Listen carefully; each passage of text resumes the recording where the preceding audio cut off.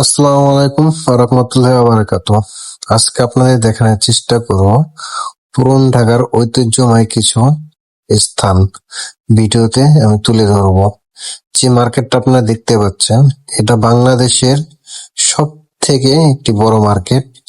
বাংলাদেশের 70 থেকে 75% ফেব্রিক্স এবং কাপড় এখান থেকে আমদানি এবং রপ্তানি হয়।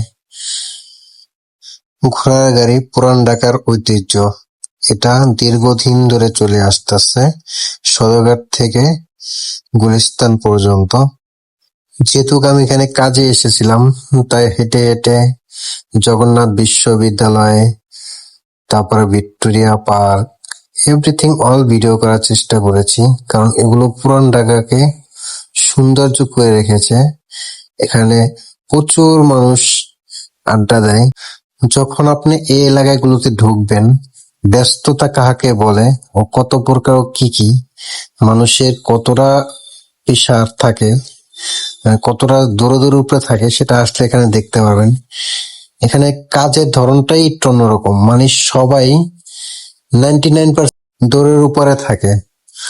আমি যেহেতু এই জায়গায় কাজে আসা, তাই হাঁটে হেঁটে হেঁটে প্রচন্ড পরিমাণে ঘুরলাম। নদী বন্দরে গেলাম, সদরঘাটের ভিতরে ঢুকলাম। এখানে দক্ষিণ অঞ্চলে যে লঞ্চগুলো থাকে, বরিশালের, তারপরে হচ্ছে চরফ্যাশনের, মুলাদির, এই যে লঞ্চগুলো আছে এগুলো দেখার চেষ্টা করলাম। কারণ এখানে আসলে একটা আমার নিজের কাছেও ভালো লাগে, যেহেতু আমি দীর্ঘদিন লঞ্চে চলাচল করেছি। আমার বাড়ি যেহেতু বরিশালে, সৌন্দর্যটা দেখতে খুব ভালোই লাগে আমার।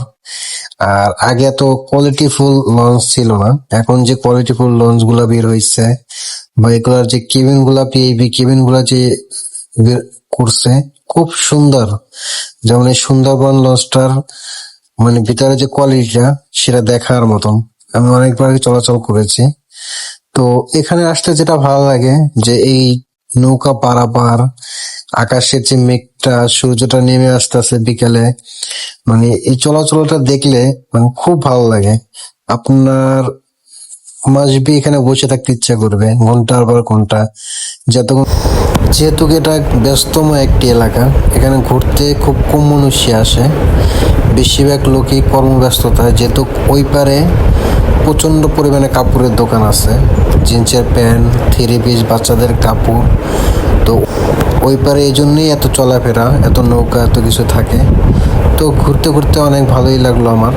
আমি চেষ্টা করলাম ভিডিওটা সুন্দর মতন প্রচেষ্টা নেওয়ার জন্য, তাই দ্বিতীয়বার আবার রিপ্লে করে আসলাম।